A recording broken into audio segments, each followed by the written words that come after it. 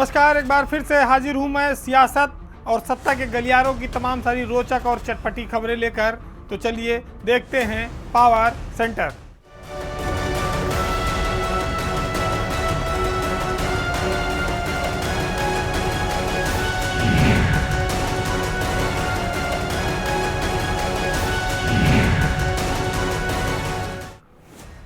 वो जब तक सेवा में रहे, उच्च पदों पर रहे। अगर सरकार के बाद किसी का सबसे ज़्यादा महत्व है तो आईएएस अफसरों का। पूरी उम्र नौकरी करने के बाद भी बहुत सारे अफसरों की इच्छा समाप्त नहीं होती।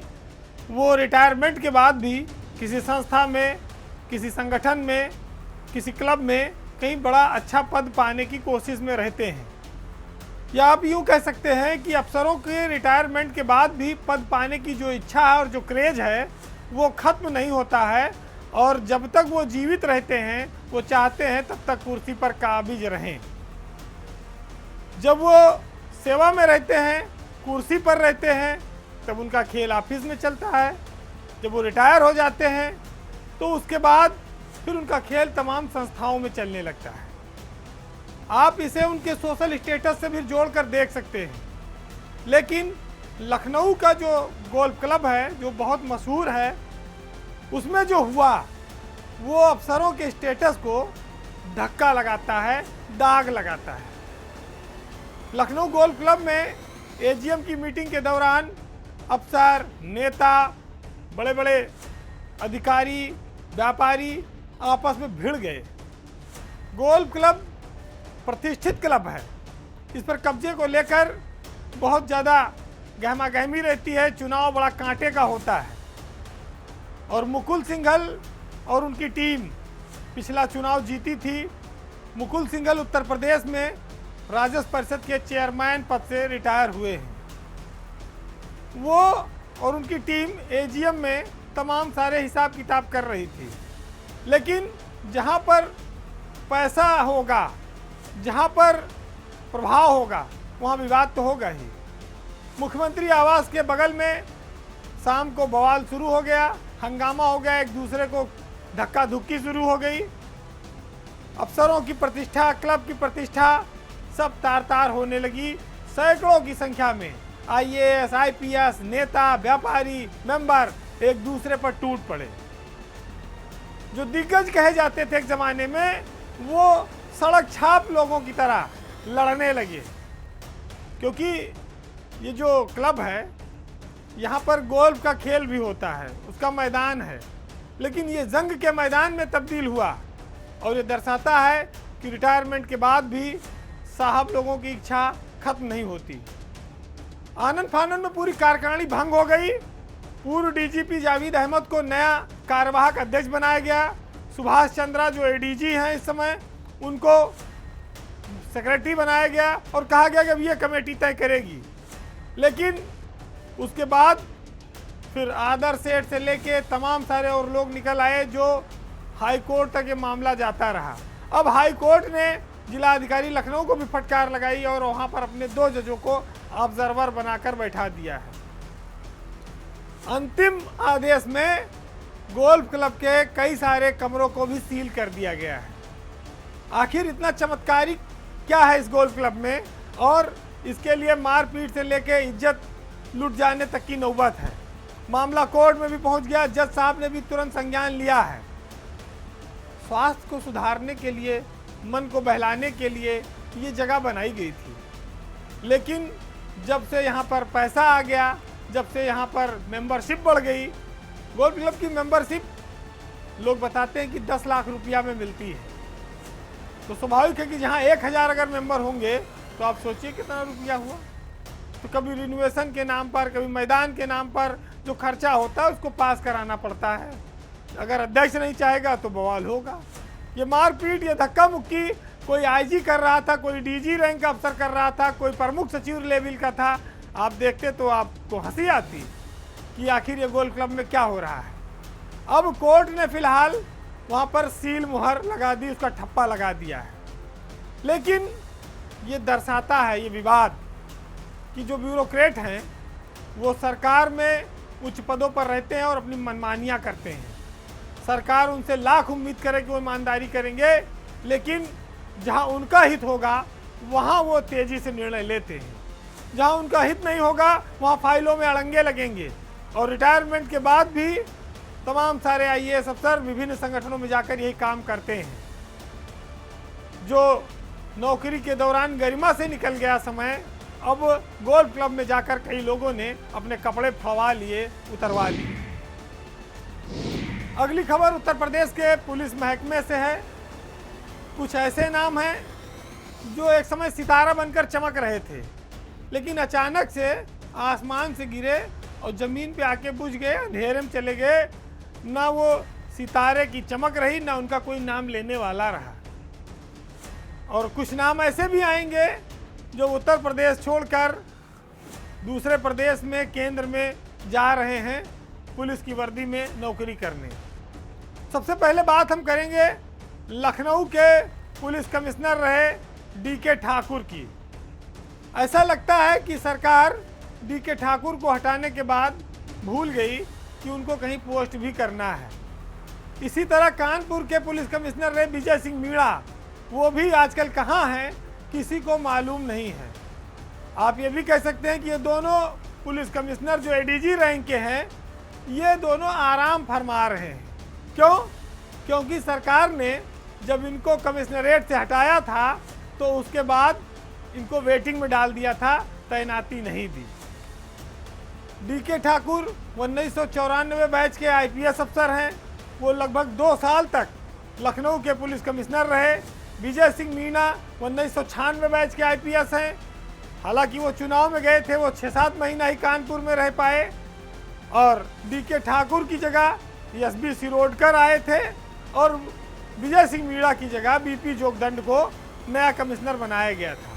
लेकिन 3 महीने हो गए, ये अधिकारी वेटिंग में चल रहे हैं, इनकी सुध लेने वाला कोई नहीं है।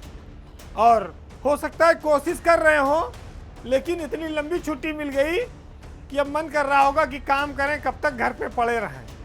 क्योंकि बहुत ज़्यादा एक टाइम था कि सांस लेने की फुर्सत नहीं थी। एक वक्त ऐसा आया कि कोई काम ही नहीं है, दिन भर लेटे रहो, रात भर लेटे रहो, सोते रहो। अब दोनों अधिकारी तैनाती की प्रतीक्षा कर रहे हैं। इसी बीच नोएडा में ज्वाइंट कमिश्नर लेवल के अफसर रहे 2004 बैच के आईपीएस अफसर लव कुमार को आप जानते होंगे, जिनको उत्तर प्रदेश सरकार ने एनओसी दे दी है। वो केंद्र की सेवा में जा रहे हैं। बाराबंकी के एसपी और 2013 बैच के आईपीएस अफसर हैं अनुराग वत्स, उनको भी केंद्र में जाने के लिए एनओसी मिली हुई है। हालांकि उनको अभी रिलीव नहीं किया गया है यूपी से। तो यूपी पुलिस में फिर कई सारे अफसर केंद्र की ओर जाने की तैयारी में हैं। उसके बावजूद यूपी का कोटा केंद्र में भी बहुत कम है। अभी बहुत सारे अफसरों को एनओसी नहीं मिल पाई है जिससे वो केंद्र में जाएं। खास तौर से अगर आप देखिए आईजी और एडीजी रैंक में कितने सारे लोग स्कूल में मास्टर बने पड़े हैं, लेटे हैं, सो रहे हैं। पहले ये शिकायत हुई कि साहब ये लोग एडीजी लोग स्कूल में वहाँ पर प्रधानाचार्य हैं और रात में और शनिवार में चुपके से भाग आते हैं लखनऊ में। तो एक फरमान और जारी हो गया कि भाई मुख्यालय नहीं छोड़ेंगे, अगर मुख्यालय छोड़ेंगे तो कार्रवाई हो जाएगी। अब न कोई न काम न धाम और मजबूरी में शनिवार रविवार भी पड़े रहना पड़ रहा है। ये तमाम उसमें कई नाम हैं जो चाहते हैं कि अगर सरकार उनको रिलीव कर दे तो वो केंद्र में जाएं, वहाँ कोई बड़ा पद पा जाए। लेकिन आईपीएस अफसरों की बड़ी दुर्दशा है, उन पर इतनी जल्दी सुनवाई नहीं होती है क्योंकि हर जगह आईएएस बैठे हैं। गृह सचिव से लेके मुख्यमंत्री के कार्यालय तक सब वही लोग इफेक्टिव हैं। तो ऐसे में जब वो सरकार का रुख देखते हैं कि वो वर्दी वाले कुछ अफसरों से नाराज़ हैं, तो वो एक के साथ 10 को भी उसी डंप यार्ड में छोड़ आते हैं, उनकी भी चर्चा वो नहीं करते। तो एक के चलते कई सारे लोग पड़े हुए हैं किनारे, देखिए उनका नंबर कब आता है। और हैरत की बात यह है कि 2 पुलिस कमिश्नरों को कमिश्नरेट से हटाने के बाद ये सरकार उनको पोस्टिंग देना भूल गई। वो वेटिंग में हैं। जिस कमिश्नरेट को लेकर सरकार अपनी बड़ी पीठ थपथपाती थी, वहाँ के अफसरों का हश्र क्या है वो आप खुद देख लीजिए। पावर सेंटर में बात अब संवेदनशीलता की, दुख दर्द की और ऊंचे ओहदे पर बैठे एक अफसर की, जिसने अपने काम से प्रदेश में एक बड़ी छाप छोड़ी है, जो दूसरों के दुखों को देखकर दुखी हो जाता है और आंसू तक बहने लगते हैं। हम ऐसे माहौल में जीवित हैं जहां पर दूसरों के दुख दर्द से हम पर ज़्यादा असर नहीं पड़ता, लेकिन ब्यूरोक्रेसी में सर्वोच्च पद पर बैठे हुए कुछ लोग ऐसे हैं जो लोगों की पीड़ा देखकर खुद को रोक नहीं पाते। किसी अफसर का ओहदा भले ही कितना बड़ा हो, लेकिन अगर उसके अंदर इंसानियत जिंदा है तो वो श्रेष्ठ है। हालांकि आप पाएंगे कि जो लोग ऊंचे पदों पर बैठे होते हैं वो जनता का दुख दर्द कम समझते हैं। आप ये भी कह सकते हैं कि वो इसको देखकर इग्नोर मारते हैं, आगे बढ़ जाते हैं। लेकिन आज ब्यूरोक्रेसी के एक ऐसे अफसर की चर्चा है जो दूसरों का दर्द देखकर खुद रोने लगता है। तो ऐसे में आप समझ लीजिए कि अफसरशाही के अंदर में आज भी बहुत सारे लोग ऐसे हैं जिनके अंदर बेहद और बहुत सारी इंसानियत जिंदा है। सार्वजनिक जीवन में तमाम सारे ऐसे मौके आते हैं जब लोगों के संवेदनशीलता की परख होती है। लोग अपनी भावनाओं पर कई बार काबू नहीं रख पाते और ऐसे मौके पर चाहे वो अफसर हो या आम आदमी हो, उसकी आंखों से आंसू निकलना स्वाभाविक है। हम आए दिन तमाम सारी दुर्घटनाएं देखते हैं, विपदाएं देखते हैं, लोगों को से मिलते जुलते हैं, लेकिन आज बात लखनऊ मंडल के कमिश्नर रोशन जैकब की करना ज़रूरी है। रोशन जैकब जब से लखनऊ में मंडल आयुक्त बनकर आई हैं, उन्होंने दो ऐसे मौके पर अपने काम से एक अलग तरह का मैसेज दिया और संकेत दिया कि वो संवेदनशीलता के निचले स्तर पर भी जाएंगी और आम आदमी तक वो पहुंचने की कोशिश करने की इच्छा रखती हैं। रोशन जैकब के बारे में चर्चा इसलिए भी है कि वो एक बच्चे की पीड़ा देखकर, जिसकी रीढ़ की हड्डी टूट गई थी, जिसकी माँ का रोना देखकर, उसका चिल्लाना देखकर, दर्द देखकर वो खुद पर काबू नहीं रख सकी और वो अस्पताल में ही खड़े खड़े रोने लगी। रोशन जैकब 2004 बैच की आईएएस अफसर हैं। वो केरल की रहने वाली हैं। लखीमपुर खीरी में पिछले दिनों एक बस हादसा हो गया। कमिश्नर वहां पर तेजी से पहुंची और राहत कार्य चला रही थी। अस्पताल में निरीक्षण के दौरान कमिश्नर के सामने एक बच्चा दर्द से तड़पता मिला बिस्तर पर। उस बच्चे के ऊपर दीवार गिर गई थी। उसका एक भाई दीवार गिरने से इसी हादसे में मर गया था। बच्चा पेट के बल लेटा हुआ है, उसके रीढ़ की हड्डी टूट गई है, जिसकी माँ जोर जोर से रो रही है एक बच्चे को खोने के बाद, और दूसरे की जिसकी रीढ़ की हड्डी टूट गई हो उसको देखकर और मंडलायुक्त के सामने। रोशन जैकब ये दशा देखकर अंदर अंदर बहुत कुछ अपने आंसुओं को रोकने की कोशिश करते रही, लेकिन वो रोक नहीं पाई। एक बार मौका ऐसा आया कि वो छत की ओर लगातार देखती रही और आंसू निकलते रहे। तो ऐसे संवेदनशील अफसर के लिए जितना कहा जाए कम होगा।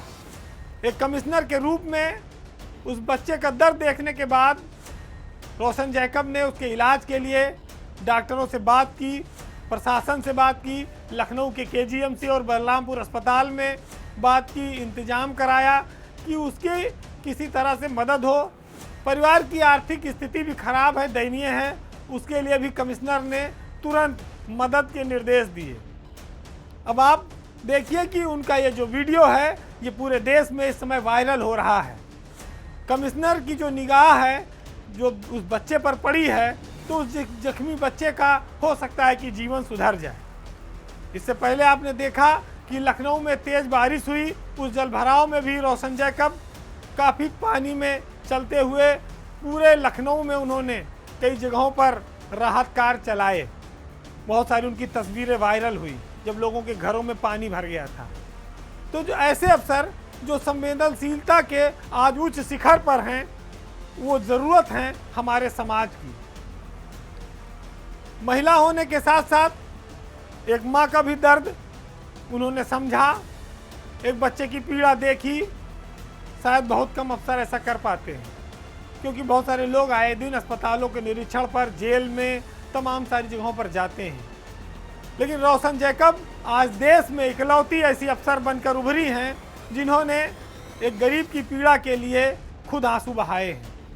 उनकी चर्चा पूरे देश में हो रही है। उनकी जितनी तारीफ की जाए कम है। उनकी ईमानदारी उत्तर प्रदेश सरकार में एक अलग पहचान भी रखती है। मुख्यमंत्री की वो बहुत भरोसेमंद अफसर भी बनी हैं और उन्होंने खनन में सचिव और निदेशक रहते जिस तरह से रात रात भर अभियान चलाया, राजस्व को बढ़ाया, उससे योगी सरकार का भरोसा उन पर बहुत ज़्यादा है। लेकिन उनके जीवन का जो दूसरा पहलू सामने आया, इसने मानवता की सर्वोच्च सेवा की है। रोशन जैकब को भारत समाचार अपनी ओर से बहुत सारी शुभकामनाएं देता है और साथ में ये कहना भी चाहूँगा कि दुआ करो कि सलामत रहे हिम्मत मेरी, क्योंकि ये एक चिराग 100 आंधियों पर भारी है। अपने यहाँ एक कहावत है कि दुल्हन वही जो पिया मन भाए और साथ में ढेर सारा दहेज भी लाए।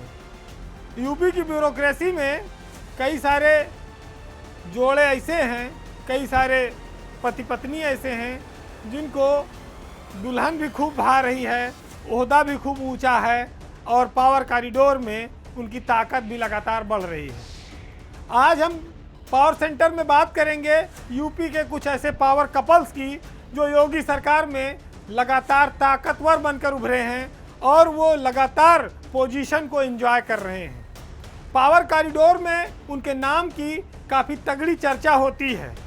वो पावर कपल के नाम से भी मशहूर हो चले हैं। उसमें कई सारे अधिकारियों के नाम हैं। एक नाम ऐसा है जो इन दिनों सत्ता प्रतिष्ठान में काफ़ी ताकतवर पोजीशन पर है।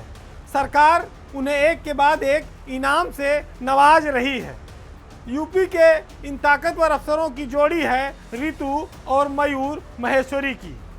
रितु और मयूर महेश्वरी इस समय यूपी में पावर कपल के नाम से मशहूर हैं। यह जोड़ी 2003 बैच के आईएएस अफसरों की है।